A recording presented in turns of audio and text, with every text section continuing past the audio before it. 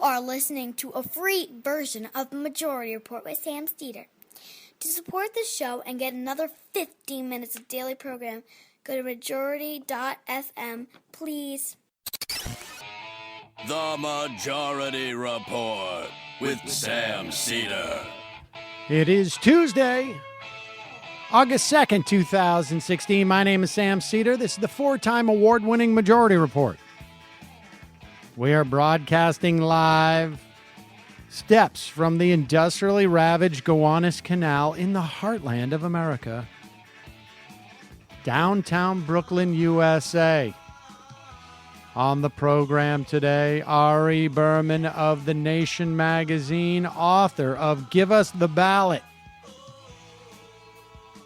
On Texas, North Carolina, Wisconsin, and Georgia, major ruling in North Carolina in particular, but in those other states, or at least two of them, giving hundreds of thousands of people better access to the ballot. We'll also, later in the program, talk briefly to Brad Herzog, who got fired because of his position on Donald Trump.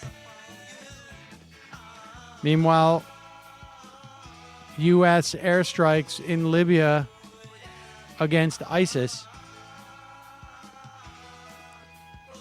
Research shows grocery taxes hurt those living in poverty significantly. No research necessary. Roger Ailes is a monster. Hillary Clinton's big and growing bounce from the convention. And Donald Trump digging his way to China as the first of, I predict, I don't know many, but a couple, GOP congressmen announced they are voting for Hillary Clinton. I'm not voting for Donald Trump. I'm voting for Hillary Clinton. And reports of anthrax being released through the ice in Siberia, jellyfish inundating the beaches of the UK, and a Zika warning for pregnant women traveling to Miami Beach. And, of course, Al Gore still very fat. All that and more on today's program. No, I say that. That's what you say when, people are talking about global warming. The important thing is that he was not wearing earth tones, according to Maureen Dowd. I don't know what's going on at the New York Times, but between Maureen Dowd and Ross Douthow, Maureen Dowd wrote something. I for the life of me, I tried to read it like 5 times. I couldn't understand what the hell it was. She was just mad at Barack Obama, I guess, for endorsing Hillary Clinton. And that sounds like a Maureen Dowd column. Yes. And then a Ross Douthow. Porn related? No. Well, I don't know. I guess it's a bit of a stretch. We didn't even talk about the Melania Trump thing. Did you talk about that yesterday? No. Okay, we'll get to that. Ross Douthow wrote a piece saying that, let's do a thought experiment. Who would be the Trump on the left? Now, here's the point.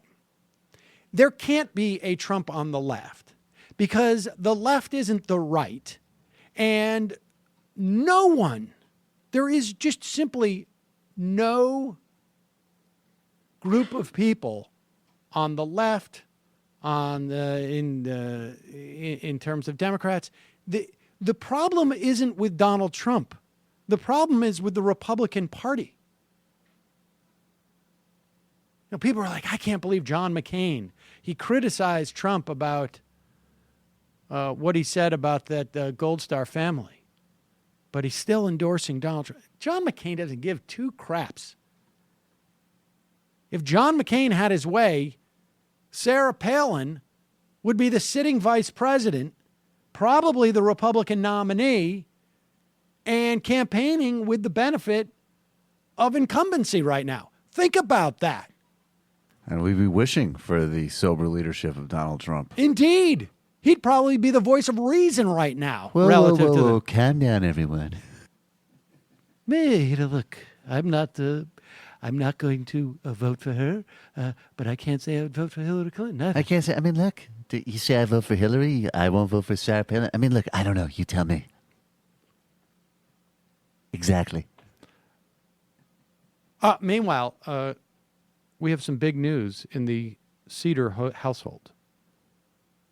Saul Cedar, now fully sleeping in a big boy's bed. And on top of that, with underwear. Did not pee the bed last night, which is good because he is sleeping on a brand new Casper mattress. Not totally brand new. I mean, but a couple months, like a month. Well, I've talked about Casper in the past. It's the best way to buy a mattress, and it's a great mattress. As you know, mattresses can cost well over $1,500. But Casper mattresses cost $500 for a twin size mattress, $600 for a twin XL, $750 for a full, $850 for a queen, $950 for a king. And buying a Casper mattress is completely risk-free. They offer free delivery, free returns with a 100-night home trial. Saul will be, I don't know, like significantly older after that. Like literally you could measure, like it's 10% of his life practically. He gets to try out this mattress. And if you don't love it, they'll pick it up and refund everything. Casper understands the importance of truly sleeping on a mattress before you commit, especially considering you're going to spend a third of your life on it. It is obsessively engineered at a shockingly fair price. It combines springy latex and supportive memory foam to create an award-winning sleep surface with just the right sink and just the right bounce. Time magazine named it one of the best inventions of 2015. Free shipping and returns to U.S. and Canada. You try it for 100 nights risk-free in your own home. I will say this. It's actually sort of cool the way that I don't know how they got it in the box, but opened up the box, opened up it's like vacuum packed, opens up, and it's a heavy, substantial mattress. Don't do it in front of your kid because they're going to say, please do that again. And you can't do it. You do it once and that's it. You can't do it twice. Get $50 off any mattress purchase by visiting casper.com/majority and using the offer code majority. That's casper.com/majority. Use the offer code majority. Terms and conditions apply. So, all right, I want to talk briefly about this Melania Trump thing because she is on the cover of the Post. Was it today or yesterday? I thought it was yesterday. New York Post. And apparently in 1995 or so, somewhere around then, she did I don't know, risque in this day and age, but she did a nude shoot with another woman. They are lying on top of each other. Basically like a J.C. Penney ad by today's standards. Honestly, Yeah. It's like a J.C. Penney ad. And I think for, most normal people, they're like, okay, she was a model, or I don't care. Even if she wasn't a model, she's taking nude pictures like that. Very good model. Who cares? It doesn't matter. But the Post put it on there, and because they will take any opportunity to put, scantily clad women or, anything that, they're selling newspapers. What's fascinating about this, I think, is two things. One, the mainstream media is not going to talk about it that much because for the most part, it's not that big of a deal. Scantily clad models, two women who are naked with each other. We're now living in the 21st century, and it's just not that big of an issue for normal people. However, Donald Trump is relying on the votes of not normal people, people who still are outraged at the idea that women could lie naked with another woman or woman. I've got I think women too. Women. Yeah. Or women, Even worse. whatever. And so I think this is going to have real implications for Donald Trump. And we're not going to see it for I think in a week or two, we're going to see his Republican support drop by 3 or 4 points over this. And I don't think there's any moving off this. I think there's a significant number of evangelicals out there who are just like, we cannot have her in the White House as our first lady because she has lain with another woman. Lane? Lone? Lond? Let's just say Lane. It doesn't matter. It's not even right, but it sounds good. And I think this is going to be fascinating. I think it's going to be the most underreported story because the normal media doesn't want to talk about it because it seems lurid and unfair. And I think it is unfair to judge him based upon that, although that's the way this works. Oh, you can judge me based off of that. Believe me. Exactly. I think he's probably like, because this is going to work for me. I mean, it's a pretty hot picture. But I think with his more evangelical, it's going to be a problem. What's the matter with you people? Big news. Harry's. They have upgraded their razors. I don't know how this is actually possible. I'm not sure I've picked up on this. But there's a softer flex hinge for a more comfortable glide, a trimmer blade for hard-to-reach places. This is actually good for me. A lubricating strip, a textured handle for more control when it's wet, but it's still just $2 a blade compared to like $4 or more that you'll pay at the drugstore. Harry's Starters deal is an amazing deal. You get a weighted razor, handle of your choice, whichever one you want, moisturizing shave cream, 3 precision-engineered 5-blade cartridges, and a travel cover, all for $15. This is absurd, ladies and gentlemen, but it gets absurder. As you know, Harry's has changed my relationship to shaving. It also, I'm not going to say it changed my relationship with my dad, but I gave him Harry's razor. He's pretty happy. So, I mean, it got marginally better. For a limited time only, there's a special offer for fans of this show. You can get it for less than $15. It's true. Believe me. We've partnered with Harry's to give you $5 off your first purchase with the promo code Majority Report. Go to harrys.com right now. Enter the code Majority Report at checkout. Claim your offer. That's harrys.com, code Majority Report. Going to take a quick break. When we come back, Ari Berman.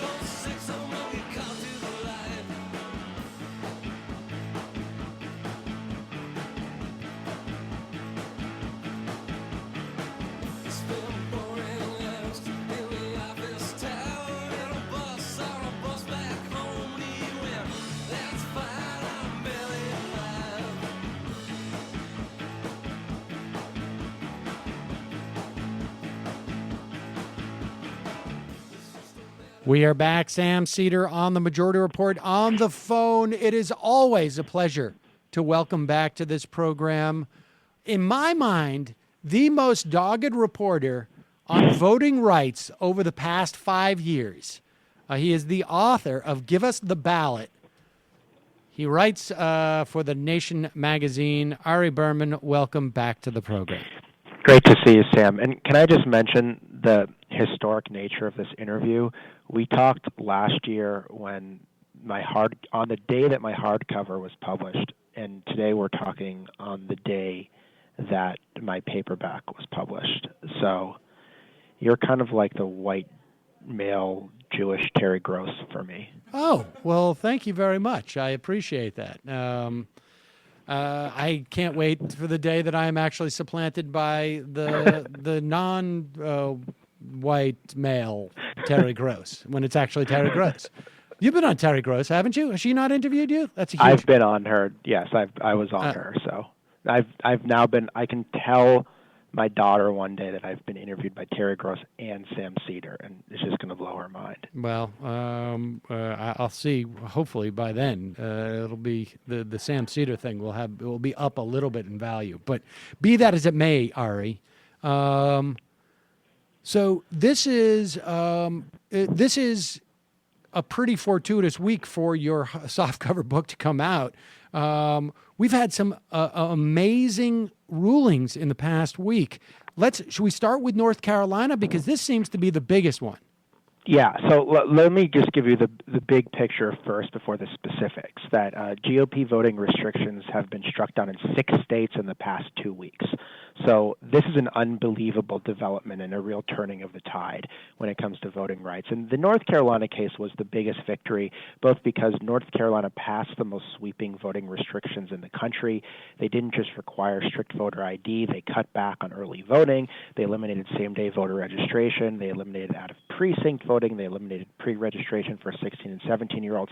And they did so just a month after the Supreme Court gutted the Voting Rights Act. So that really made the state a poster child for voter suppression efforts. And the court decision by the Fourth Circuit striking it down was remarkable, and I'd urge everyone to read it, because they basically said that this was done intentionally by Republicans to suppress black voters, that the legislature requested all of the data looking at which forms of voting African Americans were more likely to use. And then those were the exact forms of voting they cut back on. And so, for example, they eliminated voting on the Sunday before the election. And the state admitted in court that African American voters were more likely to vote on the Sunday before the election, because that's when souls to the polls voter mobilization drives were done. So the state basically admitted it was doing this, and it would harm black voters and Democratic voters, and the court in North Carolina said that this was as close to a smoking gun as you were ever going to find in modern times. Literally, that's a quote, we should say. I mean, that's a literal quote from the court, and they said that black voters were targeted with, quote, almost surgical precision. So it was remarkable to see them call out these efforts in such blunt terms.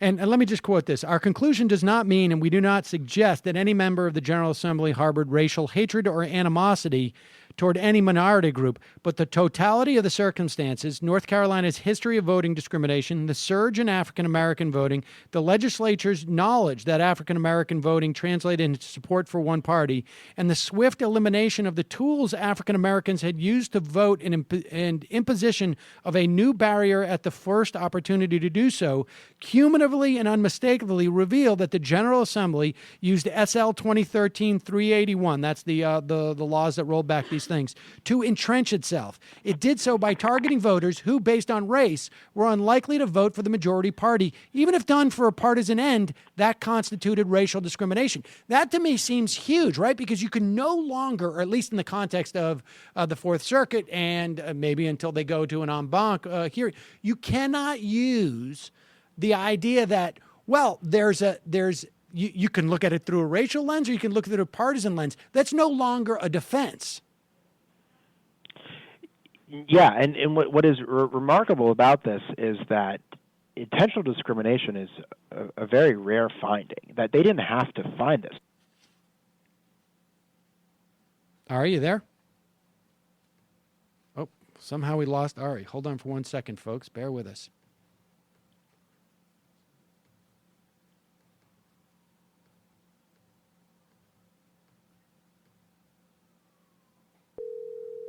Bear with us, folks. Ari, I'm sorry, we lost you. We lost you. So you said they didn't have to find this. I was going to say they didn't have to find intentional discrimination. They just had to find that the law had a discriminatory effect against voters of color. But they went further, and they basically said that that legislatures don't have to say, I'm doing this to disenfranchise black voters or disenfranchise Hispanic voters. If the actions that they take clearly show that, that's enough to find that they acted with the full knowledge that these voting laws would harm black voters more than others. And so that's why it was really a remarkable decision by the courts. And that becomes intent. Now, what's interesting is that, I guess the interesting thing is that they didn't go further, because it seems to me once you determine, right, that there's that they have now defined this as discriminatory intent, even even if they're doing it supposedly for partisan purposes,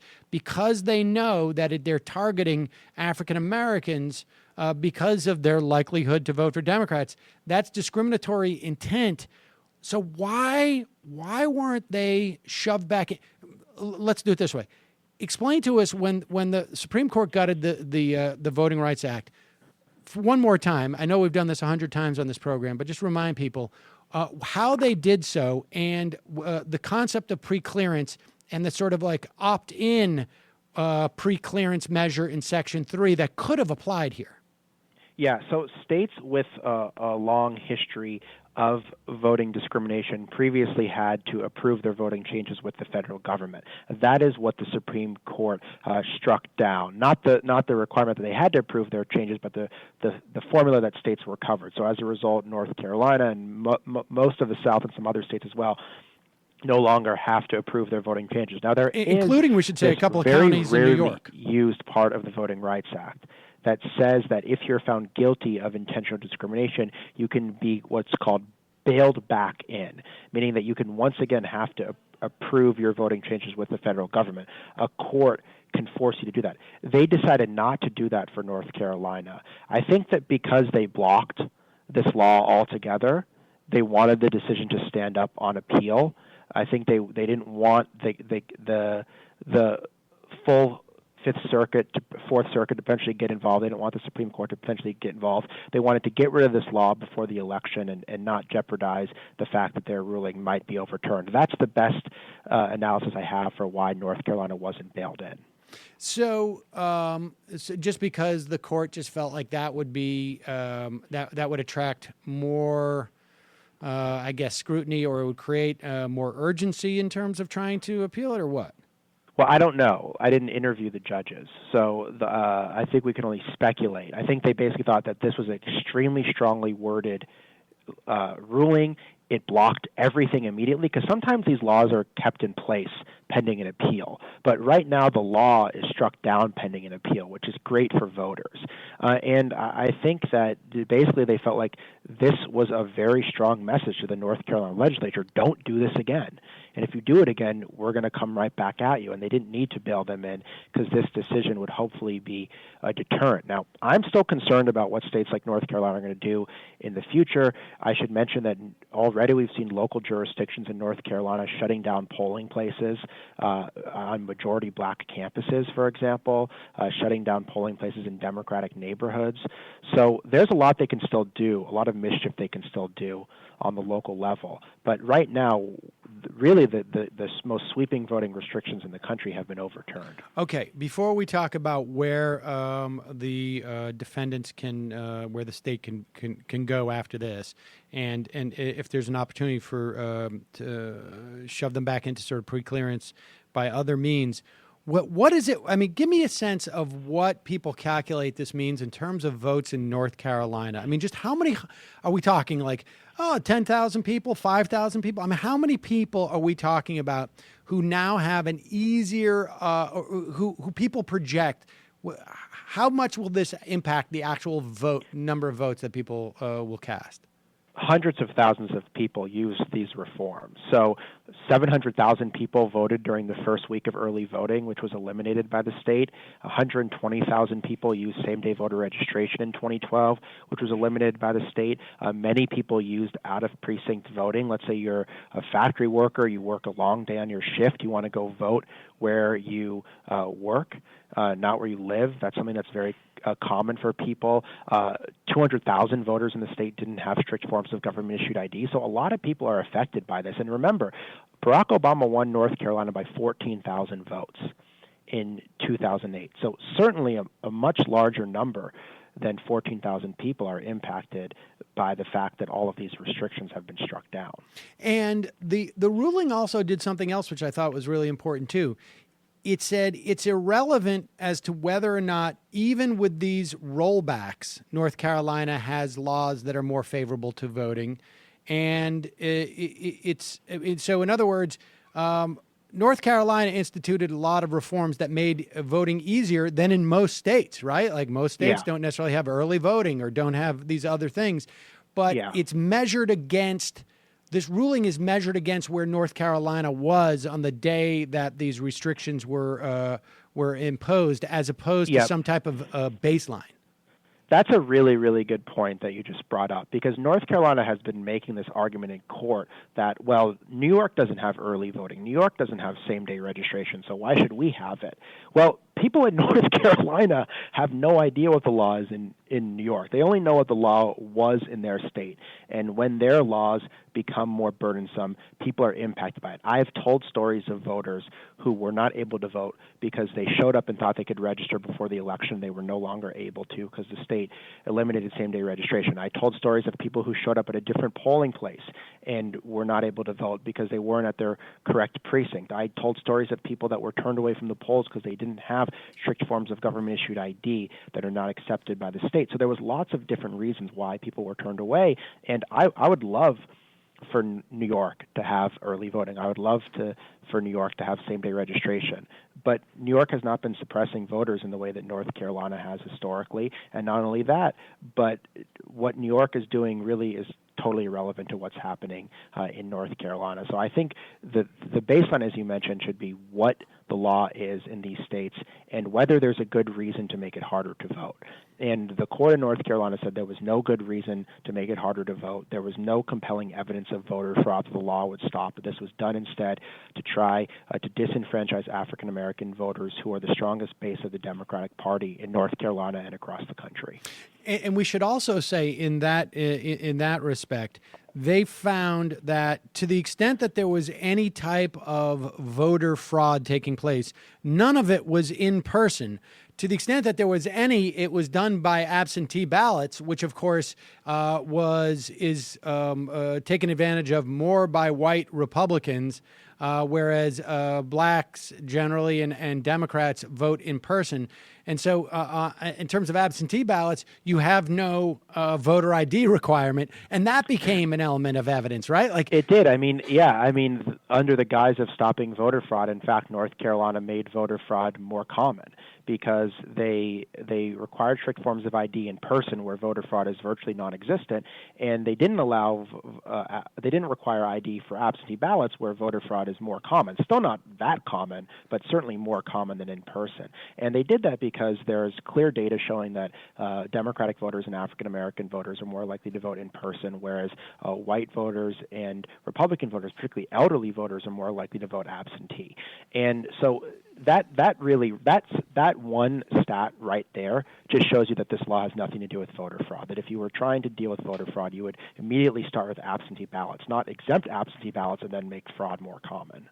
Okay, so let's move from the Fourth Circuit, which, of course, this holding, it involves North Carolina. This Fourth Circuit deals with South Carolina, Virginia, and West Virginia as well, but it doesn't necessarily have any implications there, although we get a sense of what's going on here. Where could the plaintiffs go after this? Okay, so this was a three-judge panel? This is the way that circuit courts do this, folks. They have a three-judge panel, right? Now, if the defendant wants to go further, they can go to the en banc, which is the entire court, and that may be trickier, right? They could, although, like I said, the law is blocked right now. So the time is not on the side of North Carolina. Right now, the voters are the ones who benefit from any sort of drawn-out process because the law is actually blocked, which is a reversal of what we've seen in other states like Texas, where these laws have been in effect pending court challenges and everything just took like forever to be heard. The Fourth Circuit is still a circuit that has more Democratic appointees than Republican appointees, so I don't think they would overrule a unanimous opinion by a lower court, because it wasn't a divided opinion, it was a unanimous opinion. The other thing is that I don't think the Supreme Court's going to hear this, because the Supreme Court is deadlocked 4-4, and I don't see 5 votes for overturning this. So I think that most likely, you never know, but I think most likely this law is going to stand, and the fact that Justice Scalia is no longer here really has changed the entire dynamics when it comes to the Supreme Court and voting rights and pretty much every other issue as well. My one hope when I pass on is that I am not consistently referenced in the context of conversation saying it's a good thing for people's rights. It's a good thing for all good things. My death is my being alive is not going to prevent good things from happening. No, you'll be like a reverse Scalia when like you pass away. I'll be like, remember when Sam was here? Like things were just so much better. Well, it'll be like how people talk about the 1950s. I appreciate that, I think, Ari. All right, let's go. Let's talk about Wisconsin, because in the same week we see an equally significant case, you tell me, in Wisconsin. Not quite as significant, but pretty significant. So Wisconsin, like North Carolina, not only passed a strict ID law, but they passed a lot of other under-the-radar voting restrictions. Like they eliminated early voting on nights and weekends, which is my favorite because they eliminated early voting on the exact times when people would be most likely to use it. Right. And they made it harder to register to vote. They made it harder to cast absentee ballots. A bunch of these restrictions were overturned, and the voter ID law was also softened. So basically, the two different courts said that the voter ID law, number one, has to be expanded to include more acceptable IDs like student IDs, and also that people have to have some sort of safety net. So if they don't have ID, they can still be able to vote. It's not as significant as North Carolina because they didn't strike it down altogether. But it's significant in that they made that part of the law easier for voters, and they struck down all of these other things. And like in North Carolina, the Wisconsin court said that the early voting restrictions in particular were done to, quote, suppress the reliably Democratic vote of African Americans in Milwaukee. So, I mean, within literally like 3 hours apart of each other, we have two court decisions that found that GOP legislatures were clearly restricting voting rights to intentionally target black voters. And I guess the Texas one we had earlier, but just remind us of what's going on with Texas.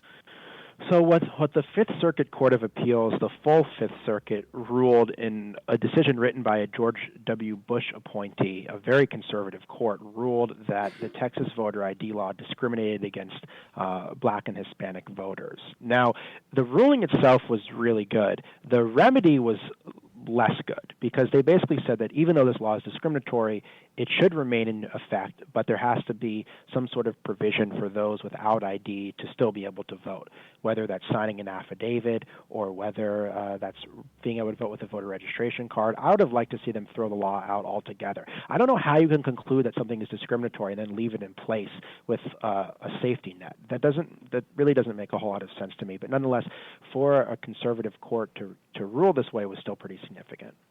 Okay, so we've got, by my count, three more. Is that right? Three more major decisions that in the past 2 weeks. Yeah. So a ban on straight ticket voting was overturned in Michigan. That's important because there's data showing that Democratic voters and voters of color were more likely to use straight ticket voting. When you eliminate it, it leads to longer lines, and actually places like Detroit had 3 to 4 hour lines already. What does that mean? So how do you ban how people can vote? I don't even understand that.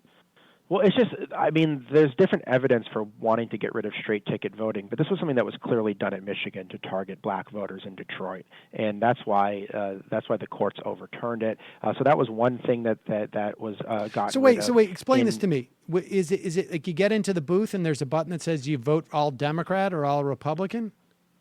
Yeah, we have that in New York. You can just say I want to vote for the Democratic ticket, and bam, then you vote for every Democrat. All right. Well, I fill mine in with pencil.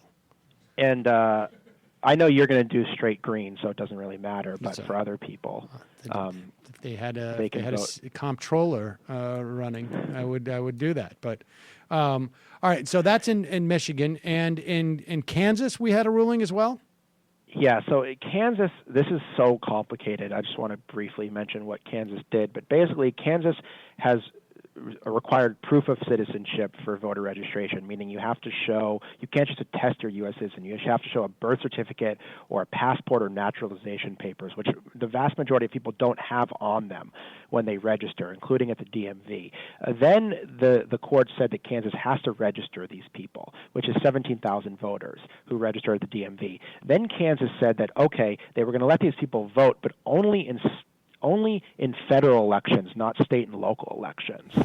And the court was like, what are you talking about? Like, you're either registered to vote or you're not registered to vote.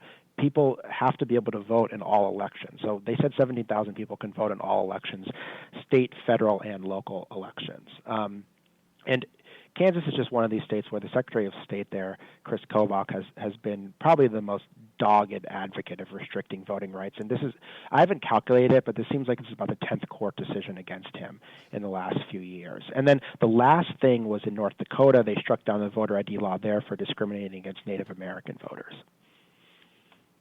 So are we seeing all these cases? I mean, to what extent does the Supreme Court, does Antonin Scalia's death, does the Supreme Court being at 4-4 with at least this vague notion that, it's very possible we're going to get a flip on the court? And I imagine, the North Carolina thing is pretty much a rebuke to John Roberts, isn't it? Like, is John Roberts it's a huge rebuke to John Roberts.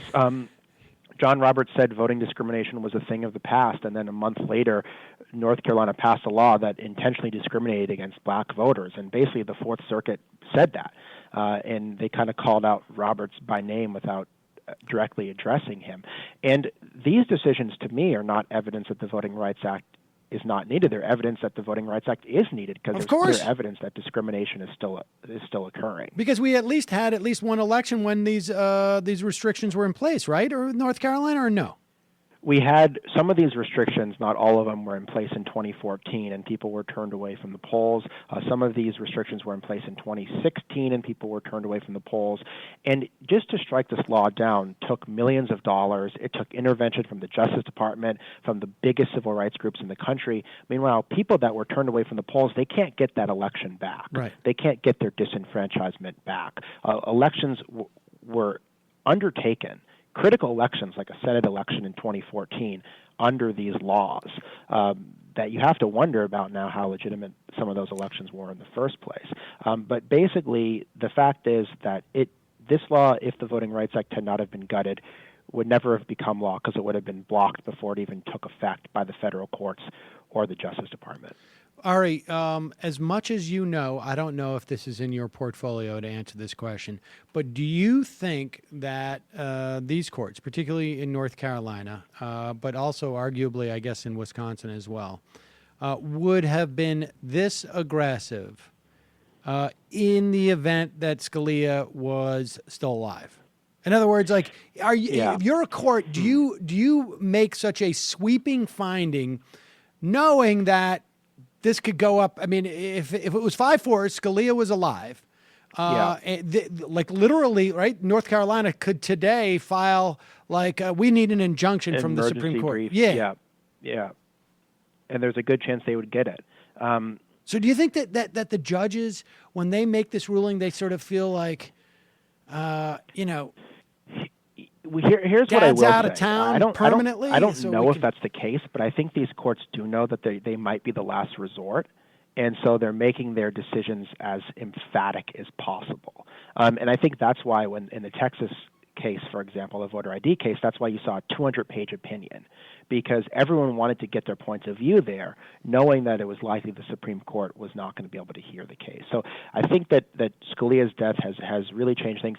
I think the reason that these laws are also being struck down is that these are really bad laws that are among the worst laws in the country, and that the courts know that we're heading towards an election and that they have to be ruled on so people have enough time to be able to vote. And so I don't think, like, people are saying, well, they're responding to Trump, and it has nothing to do with Donald Trump. All these it has cases to do with the fact started. that these are bad laws that need to be heard and decided on before the election, before it's too late. What, as of today, now that the North Carolina is struck down, what is now the worst sort of, I guess, repressive restrictions on the vote around the country, broadly speaking?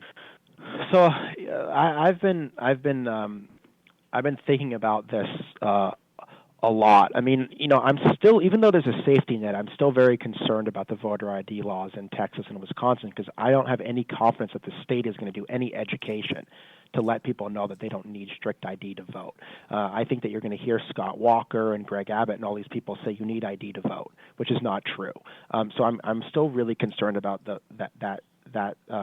states. You still have states like Virginia that not only have a strict voter ID law, but the court in Virginia just reversed Terry McAuliffe's executive order giving voting rights back to 200,000 ex-felons. So I'm concerned about that. He's going to sign each one in Ohio. So there's a bunch of different states where there's still things that are ongoing that are potentially problematic.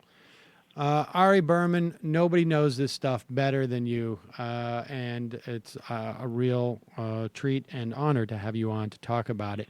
Folks, nothing like taking a book to the beach, and now that it's on soft cover, give us the ballot. I mean, you read that on the beach, it's like basically walking on the beach and just saying, it's just you're projecting a certain air of sophistication. It's like nerd Baywatch if you take it to the beach. That's a great way of saying that. Unfortunately, I'm not sure a lot of people remember Baywatch. But Ari Berman, nevertheless, you're like the hulking, 190-pound guy on the beach with the book kicking sand I'm not in that all the fat other now, people's Sam, come faces. All right. Just because I had a baby doesn't mean that I gained that much weight. Oh, you will, buddy. Believe me. That's what happens. Ari Berman. Once I have two. Okay. Thanks so much. I really appreciate it. Great to talk to you. Talk to you soon. All right, Bye, folks, Sam. we're going to put a link up to on the site to give us the ballot. Check out this book. It gives you the history of the Voting Rights Act. And this is going to be a big issue going forward. I should also say, while we're talking about this in North Carolina, well, you know what? I'll get to that later. I'm one of the things that really excited me about that North Carolina ruling, and we'll talk about it later, is that it cited, I don't know if it actually cited him per se, but something that, sort of an old buddy of mine did on a comedy show. I will express that later. But right now, we're going to take a quick break. When we come back, we're going to talk to Brad Herzog about a story that it came to my attention in two different directions. And so I wanted to have him on to talk about it briefly. It involves Trump. It involves recreational vehicles. What better tease? We'll be right back in just 1 minute.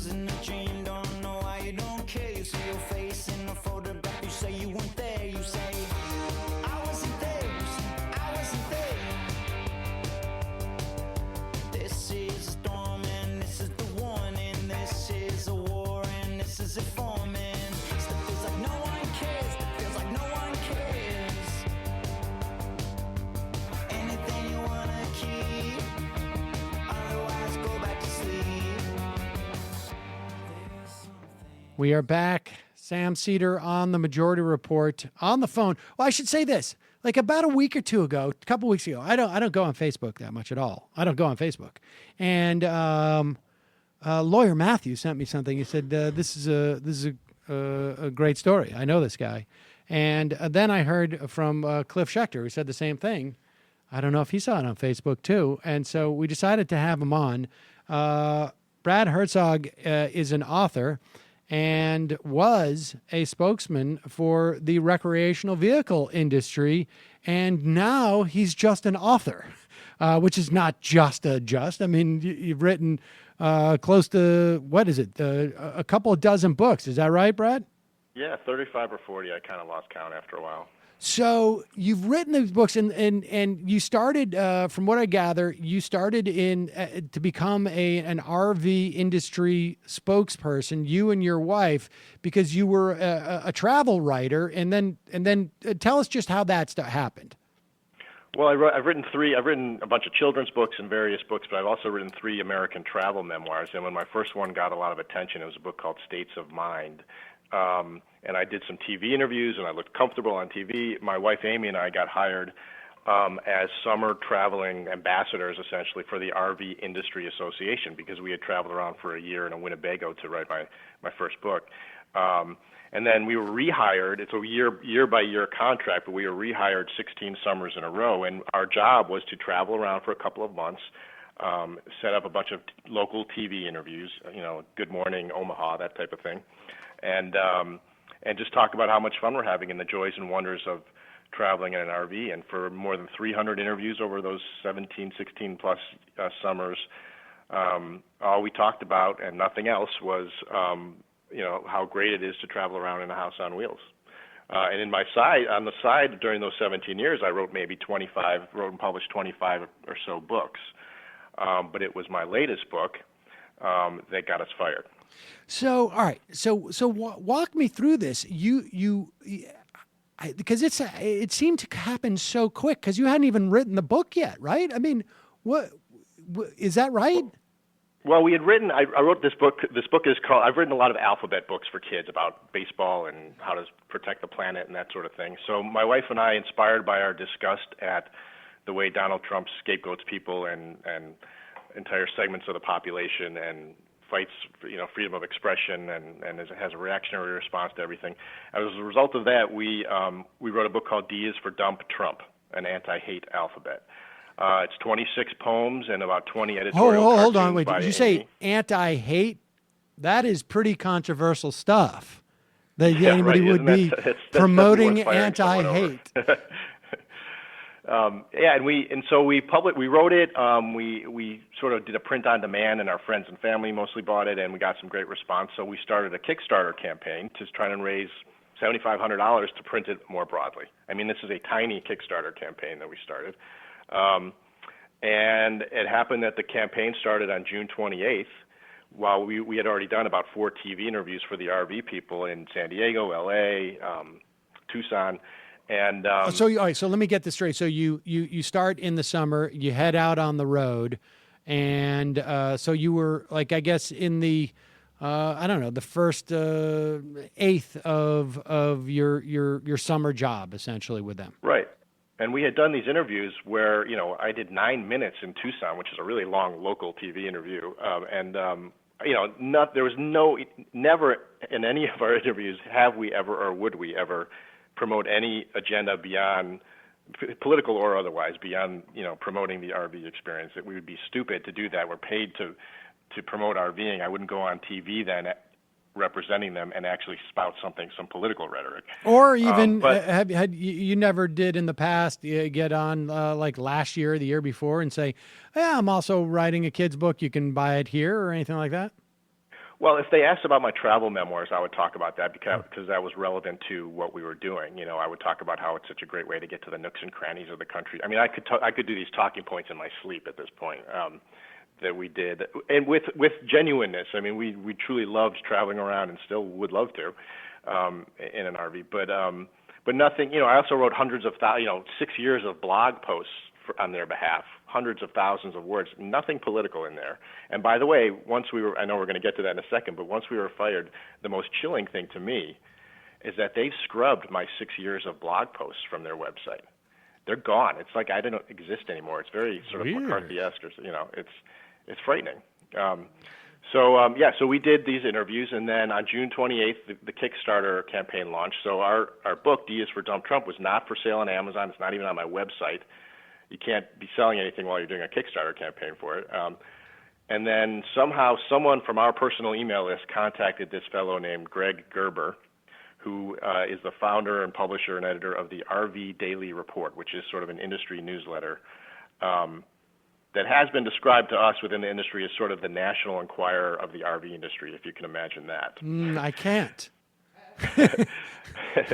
And And he, within 2 hours of our Kickstarter launch, having not talked to us, having not done any research beyond, must have been minutes of research, he wrote this sort of incendiary, quote, opinion piece talking about how the RVIA, the RV Industry Association, should disavow their affiliations with these authors who are clearly going to be promoting their political point of view by using their TV platform.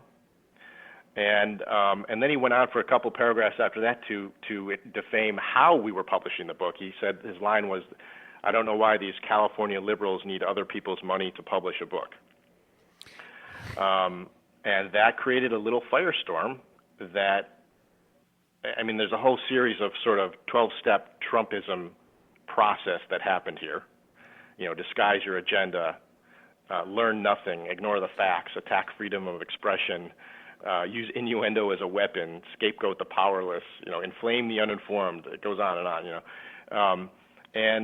Within 24 hours, after 17 years of working for this group and getting an award 10 years ago called the Spirit of America Award, that they've also given to like Matthew McConaughey and other people, after 17 years without even a phone call or asking to see our book or watching any of our TV clips from this summer, we were terminated. Our contract was terminated. So so someone from your personal email list sent it to Greg Gerber. Do you think they were doing that because they were trying to narc on you, or do you think it was more like they were hoping that this guy would promote it? Well, I can't, you know, I don't want to use innuendo myself in this situation, so I can't be sure what happened. We suspect that it was someone, and we're pretty certain of this, but we're not sure, that it was a particular guy on our list who used to, who has an axe to grind with the RV Industry Association, and is very pro-Trump. What? What's going on with this RV wars? That someone has an axe to grind with the RV association. Well, I believe he used to get a lot of money from them for what he was doing, and now he doesn't anymore. Wow. But I don't want to sort of be too specific about that guy because I would hate to be accused of kind of innuendo. I understand. That we used against us. I'm quite confident that nobody who's listening to this has any idea who that person could be. Right. So I think the worlds don't overlap much. I'm like the one overlap on the Venn diagram of those two worlds. So have you talked to, did you have talked to any of the people? I mean, you've been working for them for 17 years. I would imagine you have some, you know, I mean, I try and keep at arm's length with all the people that I work with, but I would imagine after 17 years, you would have some, call up somebody on the phone, Bill or Mary, and just be like, seriously? Well, we talked to one guy there who told us what was going on. We weren't even aware of this little firestorm that was going on. We don't read this RV Daily Report. I don't know why people do, and then I wrote an email to the sort of decision makers, to a couple of people, saying, you know, please don't be reactionary about this. Obviously, we would never do anything political. This is such an unfair, incendiary story. He didn't get any of the facts right.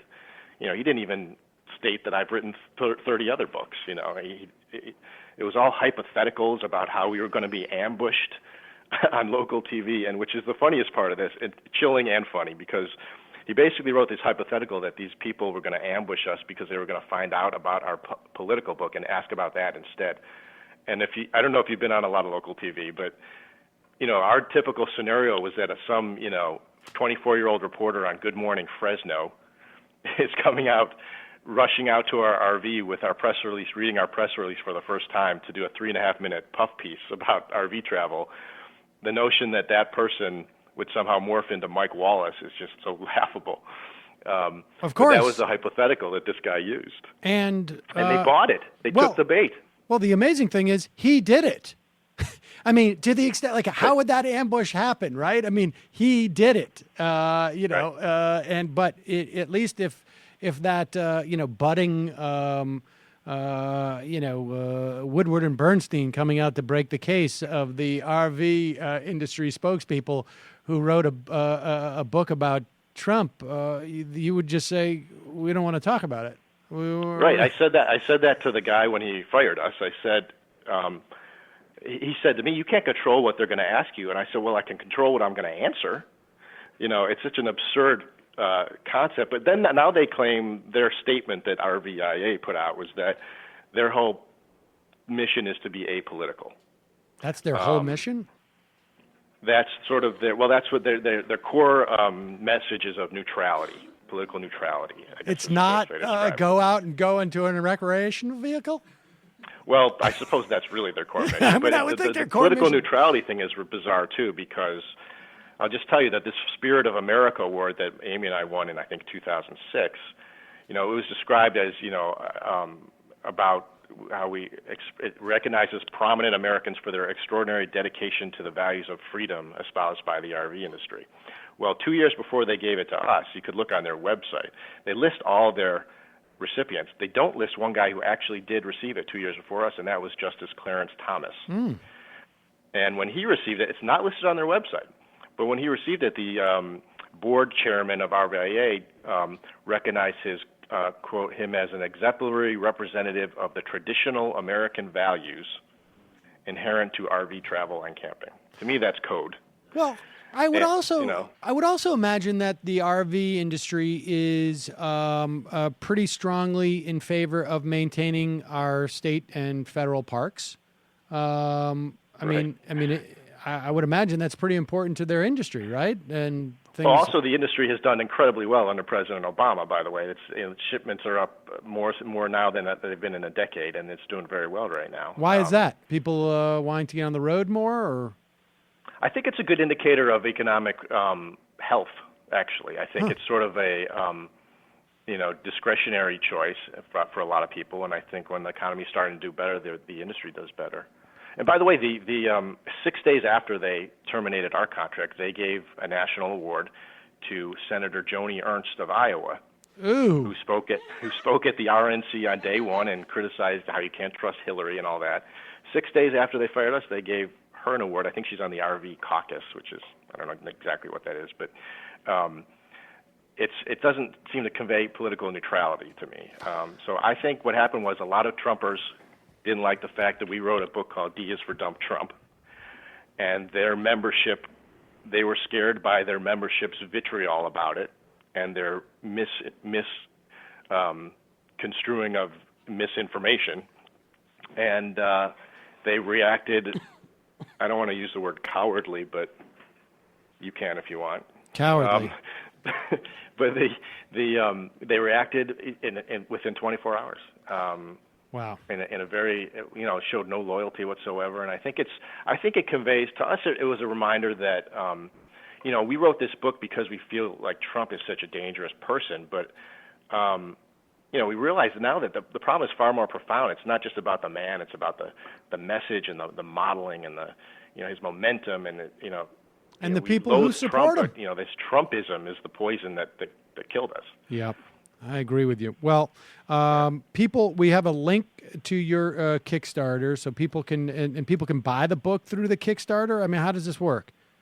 Well, the Kickstarter campaign ends in about 45 hours or so. You pre-purchase the book. We have T-shirts, we have the book, we have other offerings, and you're supporting the campaign, you're supporting the project, and you're pre-purchasing a book for another 45 hours or so. And I should say, you guys just lost half of your annual income, didn't you?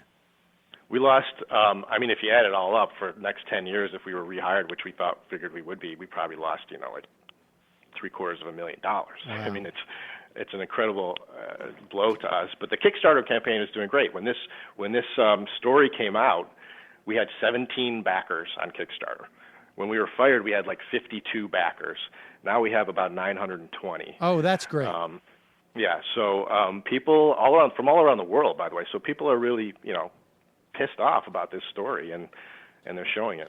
Well, I am burning my RVIA card right now. No more belonging to the Recreational Vehicle Industry Association for me. So you're going to have to sell your RV, I guess, huh? Well, I'll buy one first, and then I'll sell it. Brad Herzog, thanks so much for your time today. Really appreciate it. All right. Thank you, Sam. All right. So there you have it. It does sound a little bit like a Christopher Guest movie, right? Like all this intrigue. Did you ever see that documentary about the RV? There was a guy who did. I mean, they used to hand out. We used to pass these around in VHS tapes, and I remember seeing it. But somebody did a movie of this RV guy who would do ads. I can't remember what it is now. It's called Winnebago Man, I think it is. And the guy was a very angry dude, and he would just yell. They were doing these industrials to promote the RVs, and the guy would just have these huge, massive fits about you're not shooting this right, you effing beep beep beep beep. I mean, in the Winnebago Man, they tracked him down. It's a great documentary. It's not related to Brad, but check that out. We have a link to the Kickstarter if you want to buy an alphabet picture book. It's got 26 poems, 20 editorial cartoons, and you're also, I don't know, send a letter to Greg, whatever that guy's name is. What a jerk, Greg Gerber. How dare they sully the RVIA? It really does sound like a... Danny McBride is in it. All right, we got to take a break. We're going to head into the fun half, and wherein we'll talk about that Daily Show segment, which was cited in the footnotes, to be fair, of the North Carolina case. That to me is just unbelievable. It's so awesome. Donald Trump was on Sean Hannity last night, and Donald Trump was very worried about the integrity of the election, because I think Donald Trump is starting to realize, I'm going to lose, and I need to actually come up with a litany of excuses as to what's going on there. I need an exit plan. Hey, yeah. It's true. New York Times doesn't write good. We'll talk about all that and more. The number is 646-257-3920, 646-257-3920 if you want to be a part of the program. I will turn on the IMs right now. Folks, just a reminder, and I don't know what it is. We've lost a couple of members because of the primary still. Someone just sent me an email, said, I want to cancel. I guess I'm ridiculous, which I think must be a reference to what Sarah Silverman said. I want to tell you I didn't tell her to say that. In your face. And we barely talk anymore, if that makes people feel better.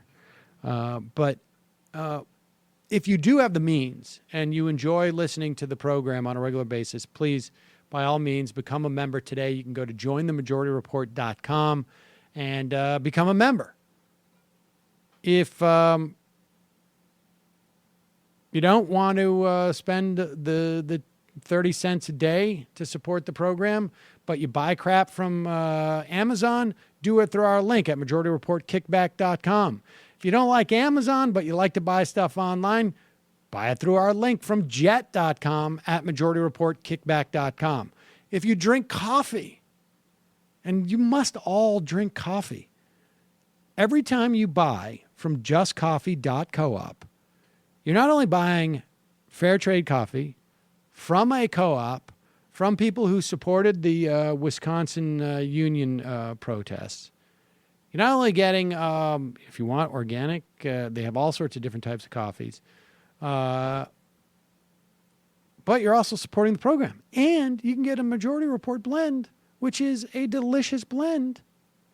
And it also makes it for a great gift. So it's justcoffee.coop, fair trade coffee, tea, or chocolate. Quick break. Right back. See you in the fun half.